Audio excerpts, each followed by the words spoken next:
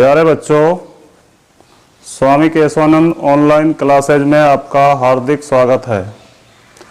आज इस वीडियो में मैं आपको पेपर से संबंधित महत्वपूर्ण जानकारी जो है वो आपको बताऊंगा कि पेपर देने से पूर्व आपको किन किन बातों का ध्यान रखना है।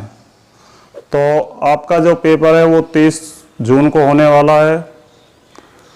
आपके पेपर में टोटल जो प्रश्न होंगे वो 30 प्रश्न होंगे।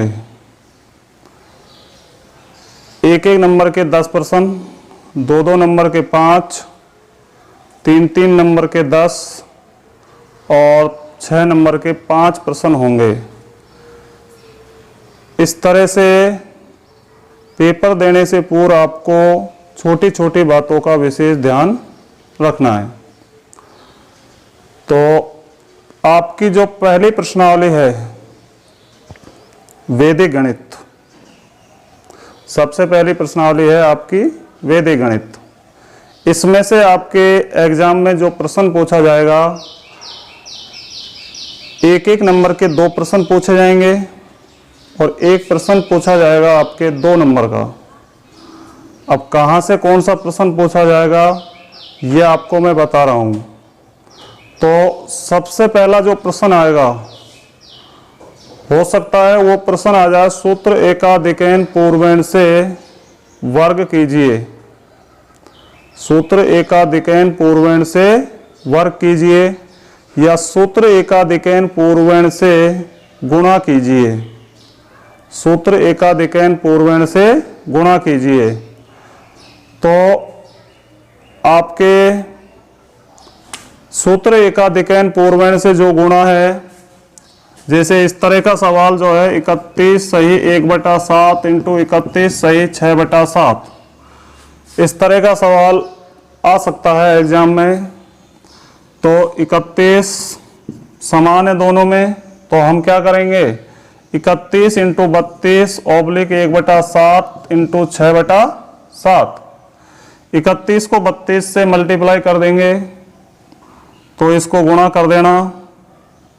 31 दूना 62 और 31 का 3 से गुणा करेंगे 93 और 93 में 6 जोड़ दीजिए 99, 992 ऑब्लिक 6/49, 6/49 और अब मिला के लिख दीजिए 992 सही 6/49। तो इस तरह का सवाल जो है वो आपसे पहला सवाल पूछा जा सकता है। इसके बाद आपसे ये भी पूछा जा सकता है कि सूत्र निकीलम से वर्ग कीजिए। सूत्र निकीलम से वर्ग कीजिए। मान लीजिए आपको दे दिया जाए 15 का सूत्र निकीलम से वर्ग कीजिए। 15 का सूत्र निकीलम से वर्ग कीजिए। तो यहाँ संख्या किसका वर्ग निकालना है आपको, 15 का। आपके जो है वो सूत्र याद होना चाहिए। तो सूत्र क्या है इसका, संख्या प्लस विचलन ऑब्लिक विचलन का स्क्वायर। तो संख्या आपकी 15 है, विचलन आ जाएगा आपका, आधार क्या होगा 10 हो जाएगा। तो 15 में से क्या कर देंगे, 10 को माइनस कर देंगे तो क्या आ जाएगा, विचलन 5 आ जाएगा। विचलन क्या आ जाएगा, 5। अब सूत्र लगा दीजिए, संख्या प्लस विचलन 15 प्लस 5 ऑब्लिक 5 का स्क्वायर। 15 में 5 जोड़ दीजिए 20, 25। यहाँ आधार में एक ही 0 है तो आपको एक अंक रखना है 5। 20 में 2 जोड़ दीजिए 22। तो इस तरह से 15 का वर्ग जो है वो कितना आ जाएगा, 225 आ जाएगा। इस तरह के प्रश्न जो है वो आपसे एक नंबर में पूछे जा सकते हैं। एक और आपको महत्वपूर्ण प्रश्न बता रहा हूं, 588 इंटू 512 का 588 इंटू 512 का सरलता से गुणनफल देने वाले श्रेष्ठ सूत्र का चयन कीजिए। यह आपके एक उदाहरण है और हो सकता है यही उदाहरण जो है वो आपको पहला सवाल मिले। 588 इंटू 512 का सरलता से गुणनफल देने वाले श्रेष्ठ सूत्र का चयन कीजिए। तो श्रेष्ठ सूत्र जो सबसे आसान सूत्र है उसका हमें चयन करना है। तो हम इसको सूत्र निकीलम से भी कर सकते हैं, इसको सूत्र उदर त्रियक से भी कर सकते हैं, लेकिन जो सबसे आसान होगा आपका करना वो है सूत्र एकाधिकैन पूर्वेण। तो आपको करना क्या है, समान अंक कौन सा है दोनों में, 5, तो 5 गुणा इससे अगली संख्या 6 और 88 गुणा 12, 5 का 6 से गुणा कर दीजिए 23 और 12 का 88 से गुणा कर दो, 12 8 96, 12 8 96 और 9 105, और अब मिलाकर ले लीजिए 23 10 56। इस तरह से आपको इसका गुणा करना है। इसके बाद जो 1 नंबर का सवाल है, सरल समीकरणों का वैदिक विधि से हल, सरल समीकरणों का वैदिक विधि से हल। तो इसमें 2 सूत्र है, सूत्र परावर्त योजते से हल निकालना, और दूसरा सूत्र जो है वो सूत्र शून्य साम्य समुच्चय से हल ज्ञात करना। तो सूत्र परावर्जते में 4 अनुप्रयोग है, तो चारों अनुप्रयोग जो है वो आप अच्छी तरह से याद कर लेना।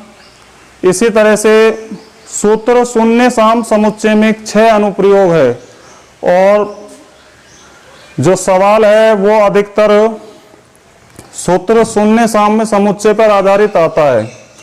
मान लीजिए समीकरण के प्रत्येक पद में x समान है, मान लो इस तरह का कोई समीकरण है, इस सभी पदों में x आ रहा है, चर राशि जो है वो समान है, सभी पदों में चर राशि क्या है, समान है।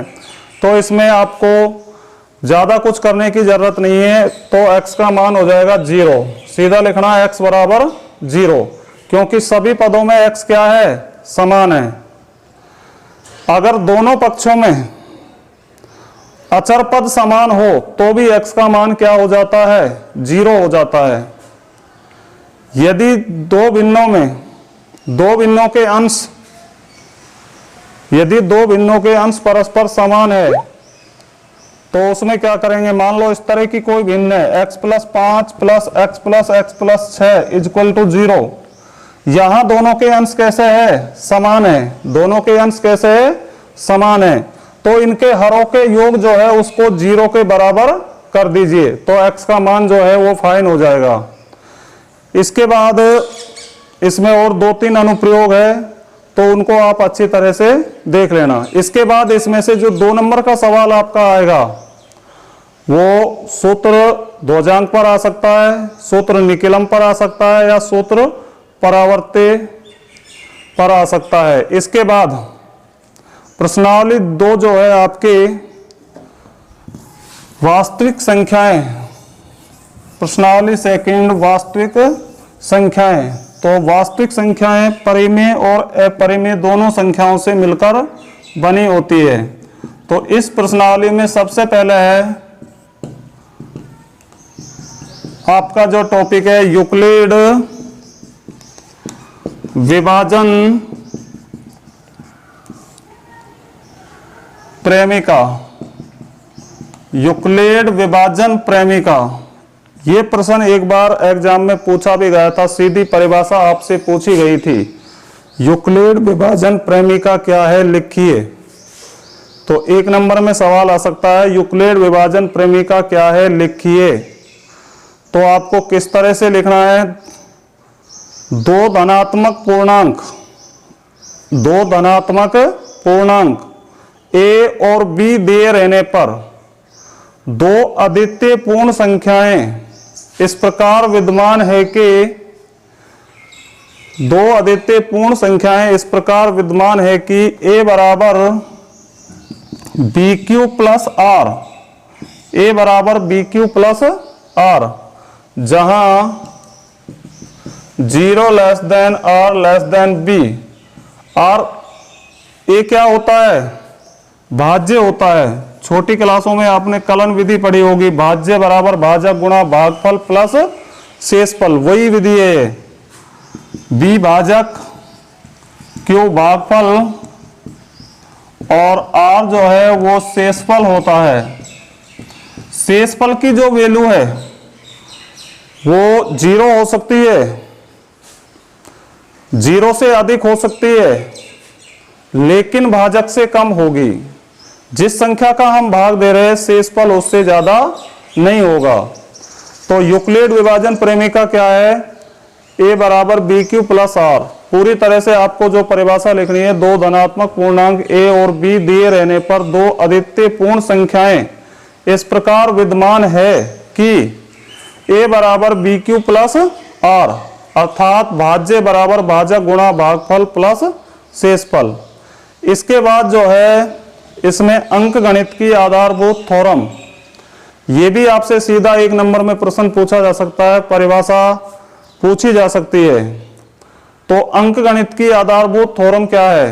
प्रत्येक भाज्य संख्या को अभाज्य संख्याओं के गुणनखंड के रूप में व्यक्त किया जा सकता है। प्रत्येक भाज्य संख्या को अभाज्य संख्याओं के गुणनखंड के रूप में व्यक्त किया जा सकता है, और ये गुणनखंड आने वाले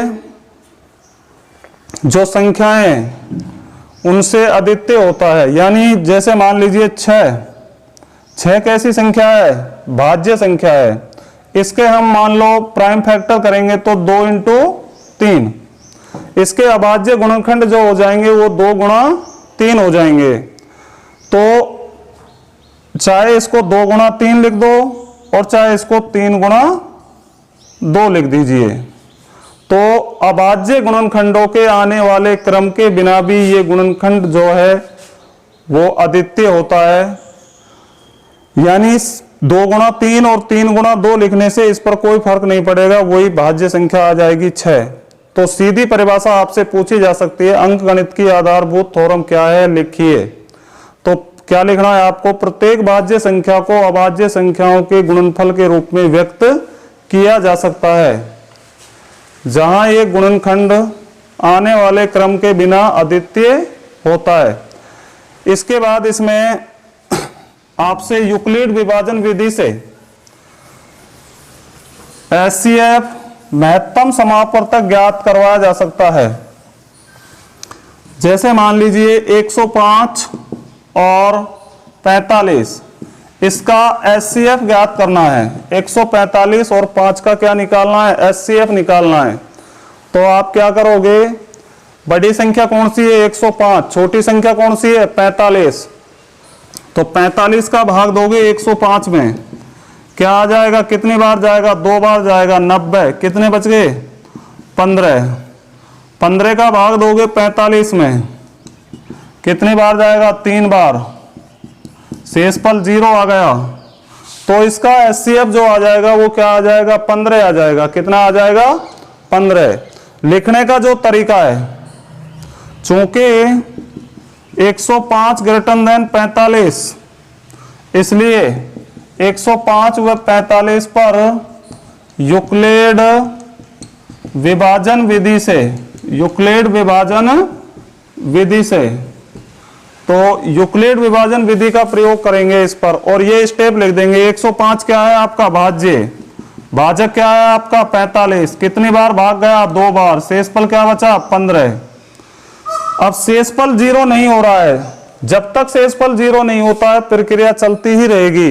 तो आप क्या करेंगे? अब आपका भाज्य क्या हो जाएगा? 45 बराबर 15 का भाग देंगे, 3 बार जाएगा और शेषफल 0 बच जाएगा। लास्ट में जिस संख्या का भाग जो आपका लास्ट में भाजक होता है वो उसका एचसीएफ हो जाएगा। तो 105 और 45 का एचसीएफ क्या हो जाएगा? 15 हो जाएगा। क्या हो जाएगा?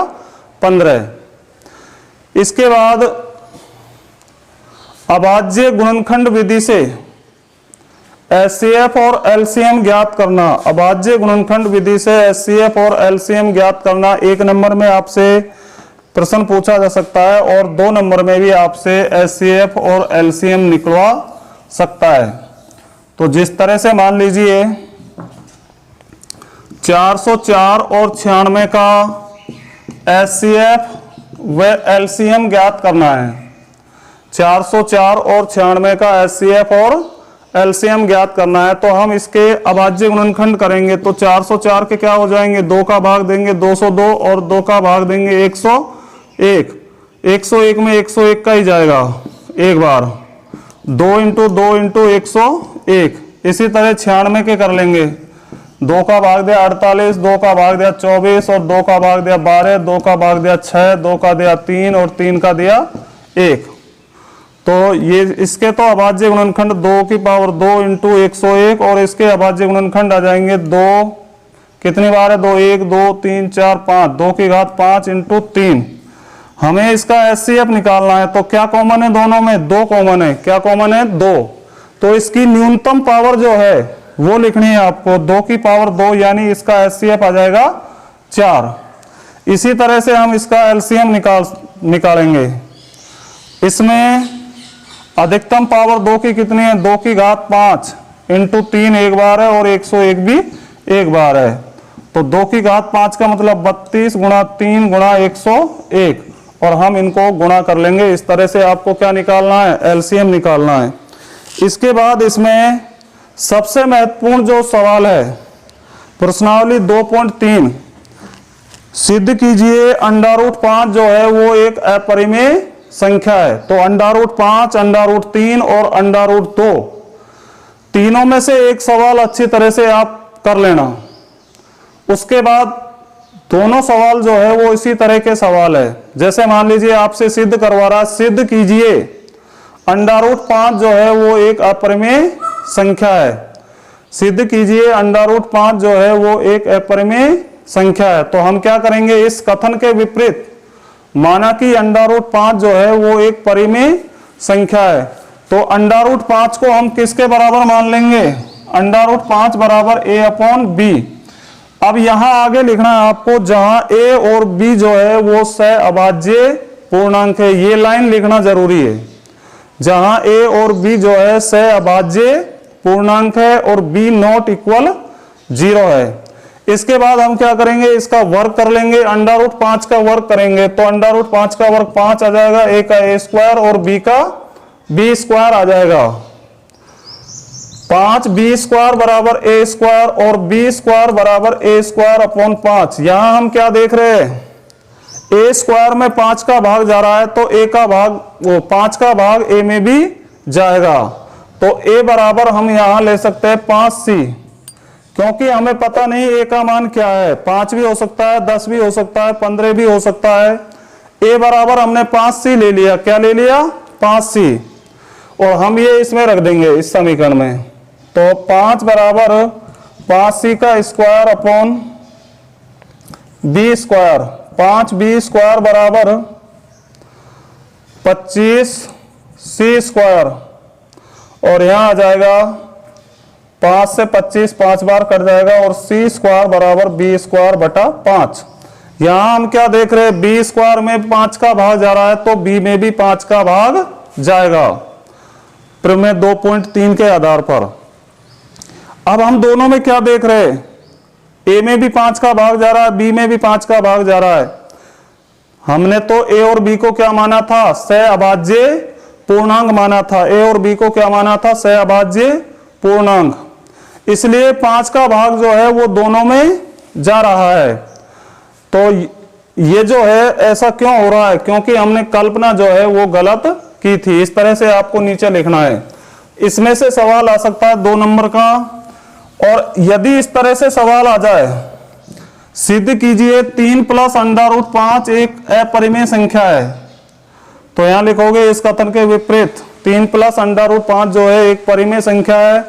इसके बाद इसको a/b के बराबर कर दोगे। हमें पता है √5 जो है वो एक अपरिमेय संख्या है, तो √5 बराबर 3 को इधर ले जाएंगे, a/b -3, √5 बराबर a - 3b बटा b।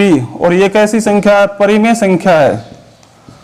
तो √5 परिमेय संख्या आ रही है, परंतु हम जानते हैं √5 जो है वो एक अपरिमेय संख्या है। इसलिए ये ऐसा क्यों हो रहा है, क्योंकि हमने परिकल्पना जो की थी वो गलत की थी। इसलिए 3 + √5 जो है वो एक अपरिमेय संख्या है। इसके बाद इसमें दशमलव प्रसार ज्ञात करने हैं, तो इसमें यह ध्यान रखना है, जिन परिमेय संख्याओं के हर का अभाज्य गुणनखंड 2 × 5 की घात में हो, जिन परिमेय संख्याओं के हर का अभाज्य गुणनखंड 2 की घात में हो, अकेले 2 की घात में, या अकेले 5 की घात में हो, या फिर दोनों की घात में हो, तो उस परिमेय संख्या का दशमलव प्रसार शांत होता है। उस परिमेय संख्या का दशमलव प्रसार शांत होता है।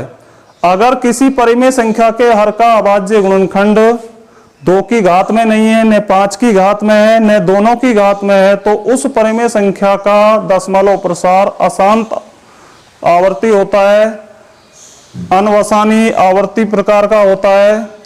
तो आपको इसमें यही ध्यान रखना है। जैसे मान लो 7/8, 7/25, 6/10, 13/20। यहां हम क्या देख रहे हैं, इसमें अगर प्राइम फैक्टर हम इसके करेंगे 2 × 2 × 2, नीचे हर में 2 की घात के अलावा कोई संख्या नहीं आ रही है, तो इस परिमेय संख्या का दशमलव प्रसार जो है वो शांत होगा। ये जो परिमेय संख्या है 7/25, 25 के गुणनखंड कीजिए 5 × 5, तो 5 की घात में आ रहे हैं, तो इसका भी दशमलव प्रसार कैसा होगा, शांत होगा। इसी तरह से 13/20, 2 × 2 × 5, 2 की घात में आ रहे हैं और 5 की घात में आ रहे हैं, तो इस परिमेय संख्या का दशमलव प्रसार भी कैसा होगा, शांत होगा। इस तरह से प्रश्नावली 2 में से आपके एक सवाल 1 नंबर का पूछा जाएगा और एक सवाल 2 नंबर का पूछा जाएगा। इसके बाद प्रश्नावली 3 बहुपद। बहुपद में से आपके एक ही प्रश्न पूछा जाएगा। पिछली बार जो प्रश्न आया था वो गुणनखंड विधि से द्विघात समीकरण का हल ज्ञात कीजिए। तो इसमें सबसे पहले जो है वो आपको द्विघात बहुपद के शून्य ज्ञात कीजिए और शून्यक और गुणांकों के मध्य संबंध की सत्यता की जांच कीजिए। तो आपको एक बहुपद दिया होगा, उसको हम क्या करेंगे, 0 के बराबर करेंगे। उसके बाद हम उसके जीरो यानी शून्यक निकाल लेंगे। उसके बाद हम वेरीफाई करेंगे, शून्यकों का योग करेंगे। शून्यकों का योग किसके बराबर होता है, -b/a। तो इससे हम इसकी जांच कर लेंगे। इसी तरह से शून्यकों का गुणनफल किसके बराबर होता है, c/a के बराबर होता है। तो इस तरह से हम शून्यक और गुणांकों के बीच संबंध की सत्यता की जांच करेंगे। इसके बाद अगर आपको शून्यकों का योग दिया हुआ है, शून्यकों का योग, जैसे मान लीजिए आपको शून्यकों का योग दे दिया, शून्यकों का योग आपको दिया हुआ है 4, शून्यकों का गुणनफल आपको दिया हुआ है, शून्यकों का गुणनफल 1, और आपसे कहा जाए द्विघात बहुपद ज्ञात कीजिए। तो यहां आपको मैंने सीधा सूत्र बता रखा है, वही सूत्र आपको लगाना है। x² - शून्यकों का योग किससे मल्टीप्लाई हो जाएगा, x से, प्लस शून्यकों का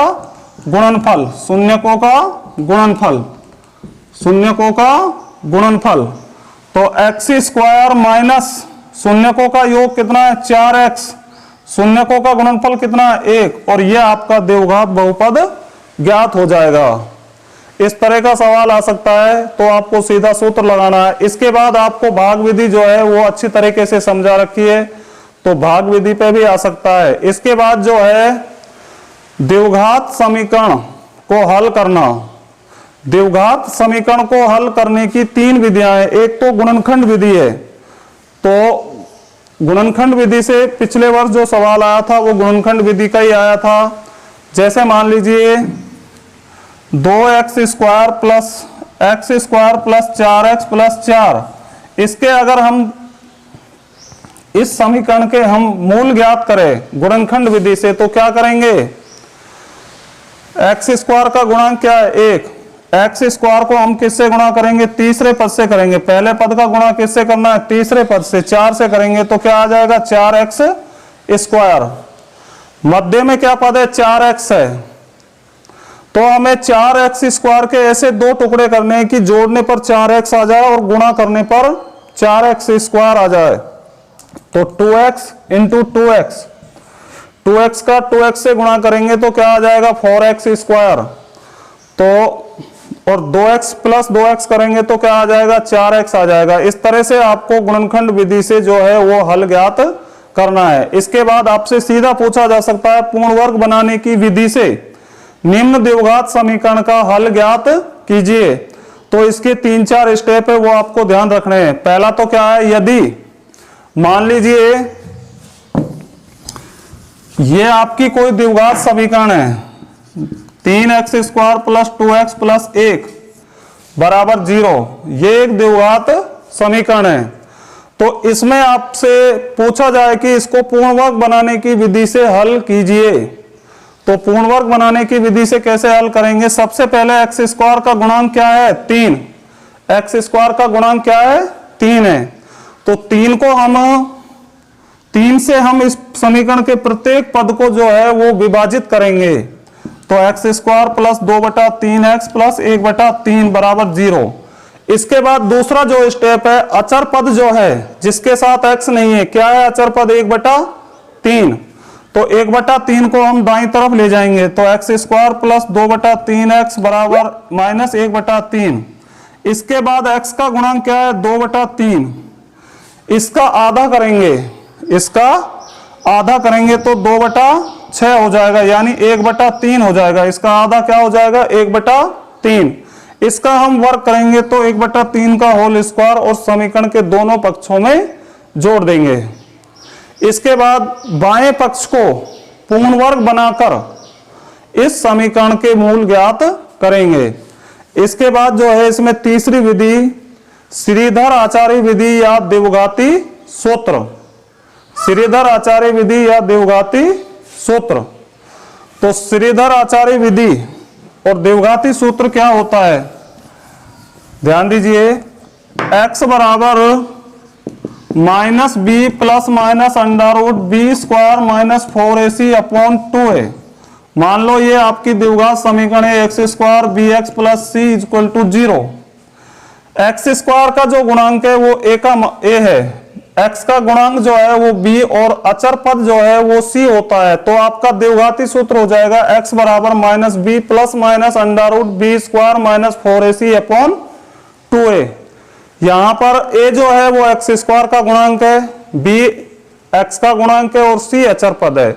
यहां जो महत्वपूर्ण चीज है, b² माइनस 4ac, इसको कैपिटल D से भी लिखा जाता है, इसको विवेचक भी कहा जाता है, इसको विविक्त कर भी कहा जाता है। और पूरी जो समीकरण है, पूरा सूत्र जो है इस विविक्त कर पर आधारित होता है। यहीं से हम पता लगा लेंगे कि किस तरह के मूल आएंगे। तो मूलों की प्रकृति क्या हो जाएगी?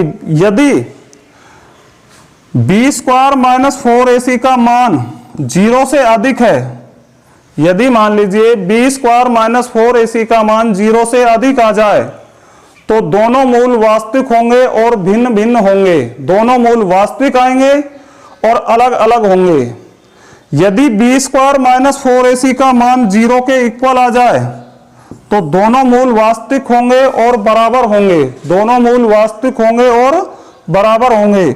और यदि b² माइनस 4ac का मान 0 से छोटा आ जाए, 0 से छोटी कौन सी संख्या है? माइनस में आ जाए, तो इस द्विघात समीकरण के कोई मूल विद्यमान नहीं होगा। तो इस ऐसी स्थिति में द्विघात समीकरण का कोई मूल विद्यमान नहीं होता है। तो इसमें से सिर्फ आपसे एक प्रश्न पूछा जाएगा। तो द्विघात समीकरण का हल करने की जो 3 विधियां हैं, गुणनखंड विधि, इससे पिछले वर्ष पूछा गया है, हो सकता है इससे नहीं पूछा जाए, तो आपको श्रीधर आचार्य विधि से, और अगर विधि का नाम नहीं आए तो आप किसी भी विधि से हल कर सकते हो। इसके बाद जो प्रश्नावली 4 है, 2 चरों में रैखिक समीकरण एवं असमीकरणों का ग्राफीय विधि से हल निकालना। तो ग्राफ में आपको सबसे पहले यह ध्यान रखना है कि पैमाना हमने लिखा है या नहीं लिखा है। पैमाना आपको जरूर लिखना है, नहीं तो आपका 1 नंबर काट लिया जाएगा। उसके बाद जो दोनों रेखाएं आप खींचोगे, दोनों रेखाएं खींचोगे, रेखाओं खींचने के बाद जहां रेखाएं प्रतिच्छेद करेंगी वो आपका हल हो जाएगा। और उसके बाद आपको हल जो है वो नीचे भी लिखना है कि दोनों रेखाएं बिंदु इस पर प्रतिच्छेद करती है। यहां x का मान ये हो जाएगा और y का मान ये हो जाएगा। इसके बाद इसमें है आपके असमीकाएं। तो असमीकाओं में आपको क्या ध्यान रखना है? बहुत ही सरल है। जैसे मान लो x > 2, पहले इसको समीकरण में चेंज कर लीजिए, x बराबर 2। अब x बराबर 2 की समीकरण किसके समांतर आ जाएगी? y अक्ष के समांतर आ जाएगी। मान लो ये है 0 1 2 -1 -2 1 2, ये y अक्ष है, ये नीचे y डैश और ये x और ये x डैश। तो यहां पर 2 से हम y अक्ष के समांतर रेखा खींच देंगे। अब हमें ये देखना है कि ये संतुष्ट कर रहा है या असंतुष्ट कर रहा है। तो ये मान के चलिए बायां पक्ष जो है वो आपका 0 हो जाएगा। तो 0 ग्रेटर देन 2, क्या 0 बड़ा होता है 2 से? नहीं होता है। इसलिए ये कथन जो है वो मूल बिंदु जो है वो असमीका को क्या नहीं कर रहा? संतुष्ट नहीं कर रहा है, संतुष्ट कर रहा है। तो रेखा से मूल बिंदु के विपरीत वाले भाग को हम क्या कर देंगे? छायांकित कर देंगे। इस तरह से आपको असमीका की ग्राफ बनानी है। इसके बाद इसमें एक सवाल और है, बहुत ही महत्वपूर्ण सवाल है। x minus Y greater than 1, x minus Y greater than 1, यानी ये जो आपको 2 डंडे से लगे हुए मिल रहे हैं इनके बीच में ये है, तो इसको हम मापांक कहते हैं या इसको मॉड्यूल्स भी कहते हैं। तो मॉड्यूल्स को हटाने का जो तरीका है वो समझ लीजिए। यहां जो भी संख्या लिखी हुई है वहां सबसे पहले माइनस में लिखो, फिर उसके बाद वही चिन्ह लगाना है जो लिखा हुआ है, फिर जो मापांक के बीच में संख्या वो लिखनी है, उसके बाद वही चिन्ह लगाएंगे और लास्ट में प्लस में लिख देंगे। इस तरह से आपको मॉड्यूल्स को हटाना है। पैमाना इसमें भी लिखना है। कभी ये गलती कर दो कि समीकरण में पैमाना बताया, इसमें नहीं लिखेंगे, पैमाना इसमें भी लिखना है। इसमें जो पैमाना है x और y अक्ष पर 1 बड़ा खाना बराबर 1 इकाई। सबसे पहले समीकरण में चेंज करो इसको, समीकरण 2 समीकरण बन जाएंगी, इसको समीकरण में चेंज करेंगे। उसके बाद जिस तरह से हम समीकरण के मान निकालते हैं उसी तरह से हम इसके 2 मान निकाल लेंगे। एक बार x बराबर 0 वैल्यू रख लेंगे, एक बार y बराबर 0 रखकर मान निकाल लेंगे और फिर उसके लिए हम क्या खींचेंगे? रेखा खींच देंगे। इसके बाद जो प्रश्नावली 5 है